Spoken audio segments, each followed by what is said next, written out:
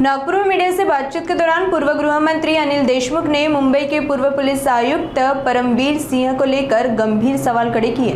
देशमुख ने आरोप लगाया कि प्रसिद्ध उद्योगपति मुकेश अंबानी के घर के बाहर विस्फोटक मिलने के मामले में जांच के दौरान परमवीर सिंह की भूमिका सामने आने पर उनका तबादला किया गया, जिसके बाद उन पर 100 करोड़ रुपए के आरोप लगाए गए।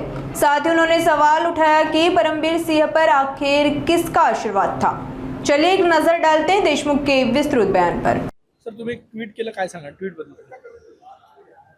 असं आहे की आपल्या सर्वांना माहित आहे की 4 वर्षापूर्वी माननीय मुकेशजी अंबानी यांच्या घरासमोर स्फोटके म्हणजे बॉम्ब ठेवण्यात आला होता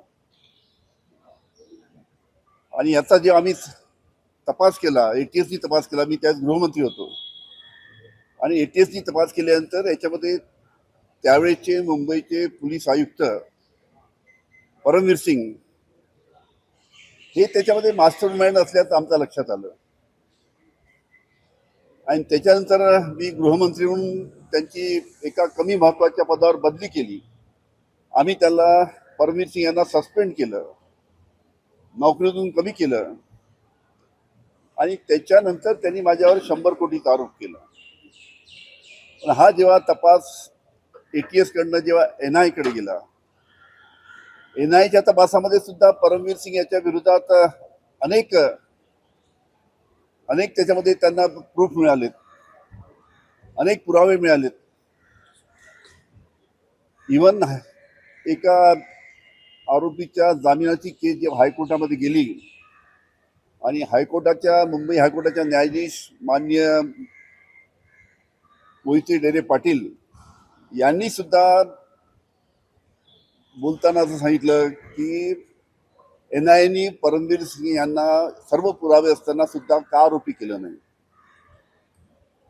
अशा पद्धतीने संपूर्ण मोठ्या प्रमाणात संपूर्ण प्रकरण हे संपूर्ण मुंबई पोलीस आयुक्ताच्या कार्यालयात झालं। त्याचे अनेक जबाब त्या ठिकाणी